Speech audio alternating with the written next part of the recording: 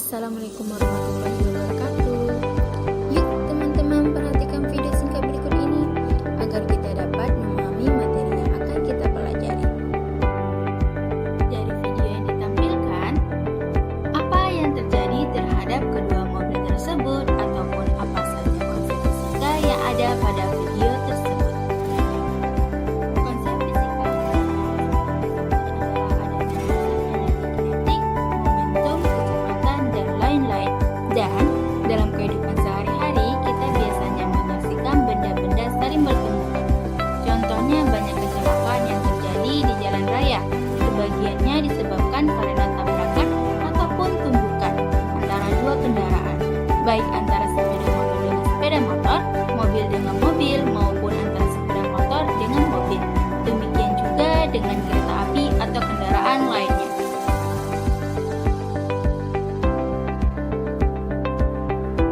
Materi tumbukan. Tujuan pembelajaran hari ini adalah peserta didik mampu mendeskripsikan pengertian tumbukan dalam fisika. Peserta didik mampu mengidentifikasi jenis-jenis tumbukan, seperti tumbukan lenting sempurna, lenting sebagian, dan tidak lenting sama sekali, dan contoh-contohnya dalam kehidupan sehari-hari. Pengertian tumbukan. Tumbukan adalah peristiwa bertemunya dua buah benda yang bergerak. Saat tumbukan selalu berlaku hukum kekekalan momentum dan hukum kekekalan energi kinetik. Secara umum, terdapat beberapa jenis tumbukan antara lain tumbukan lenting sempurna. Dua benda dikatakan melakukan tumbukan lenting sempurna jika momentum dan energi kinetik kedua benda sebelum tumbukan sama dengan momentum dan energi kinetik setelah tumbukan. Hukum kekekalan momentum dan hukum kekekalan energi kinetik berlaku pada peristiwa tumbukan lenting sempurna karena total massa dan kecepatan kedua benda sama, baik sebelum maupun setelah tumbukan. Seperti video singkat berikut ini. Dari video singkat yang Anda lihat dapat digambarkan seperti ini. Benda satu dan benda dua akan saling bergerak dan bertumbukan. Setelah bertumbukan, benda satu dan benda dua akan kembali ke posisi semula. Sesuai dengan gerak benda, maka benda satu yang bergerak ke arah kanan akan bertanda positif dan benda dua yang bergerak ke arah kiri akan bertanda negatif.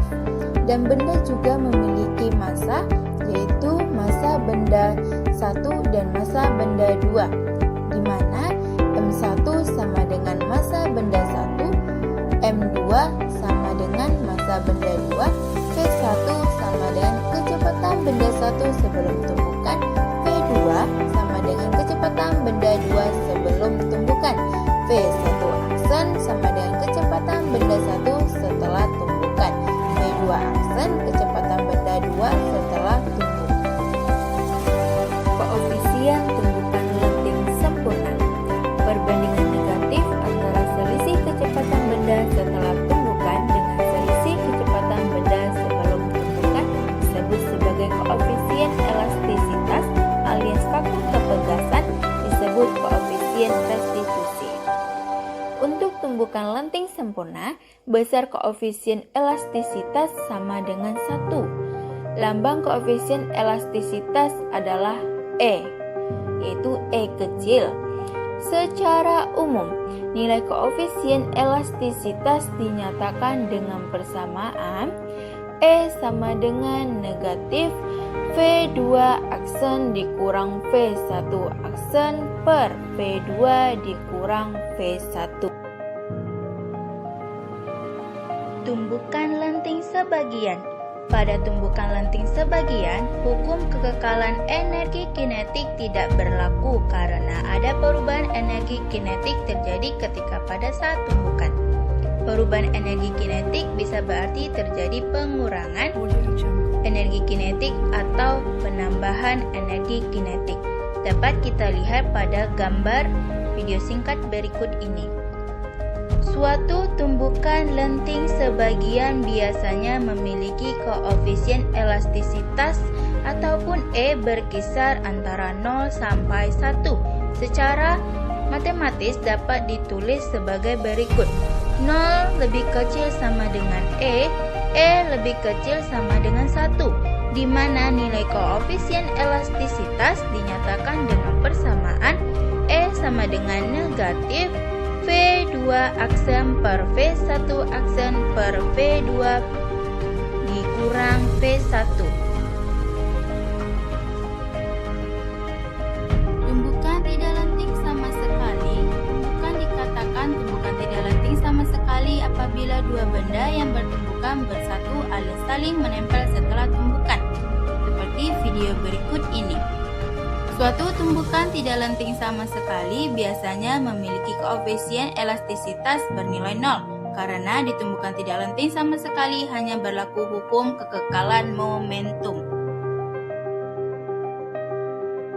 Penerapan tumbukan dalam kehidupan sehari-hari. Yang pertama, permainan bola biliar, kedua, permainan bola bekel, ketiga, benda jatuh bebas dan mengalami pantulan, dan seorang anak yang bermain kelereng, sebuah bola basket yang dipantulkan oleh pebasket, serta sebuah bola tenis yang dilepas dari ketinggian tertentu di atas lantai.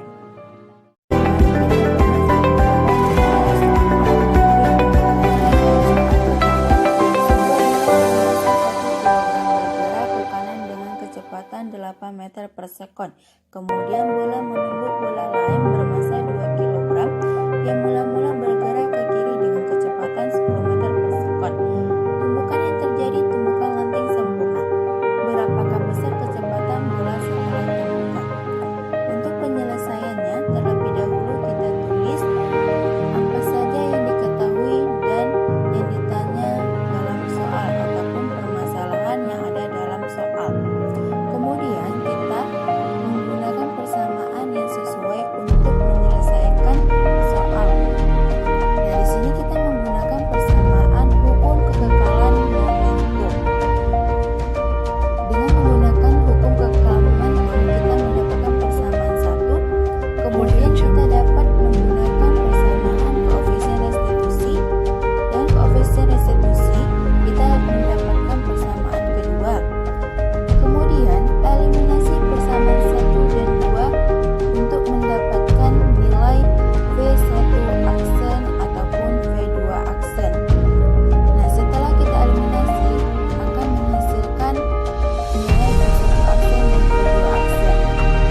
Setelah mendapatkan nilai V1 aksen ataupun V2 aksen, kemudian kita substitusi nilai V1 aksen ataupun V2 aksen ke persamaan 1 atau persamaan 2.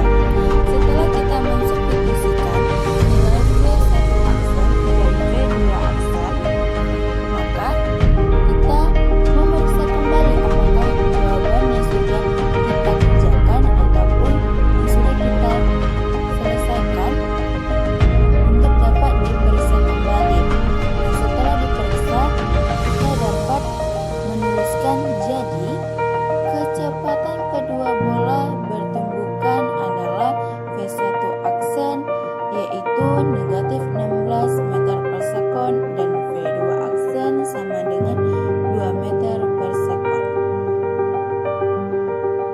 Nomor 2. Perhatikan gambar berikut ini.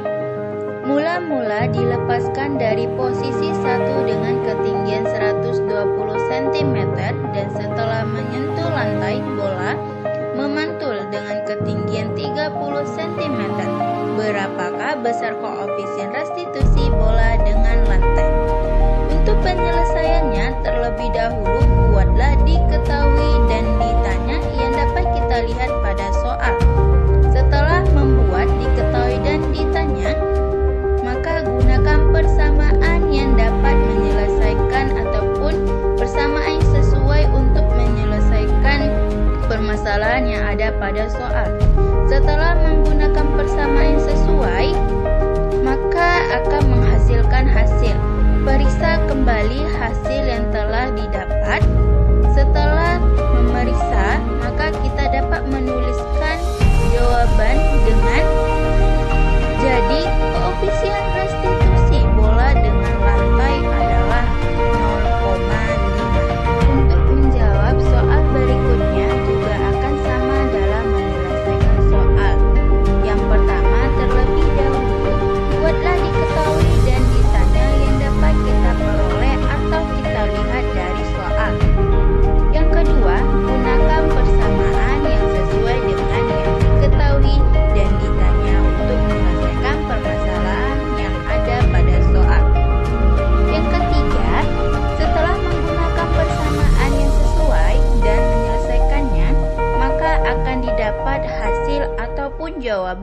permasalahan yang ada pada soal.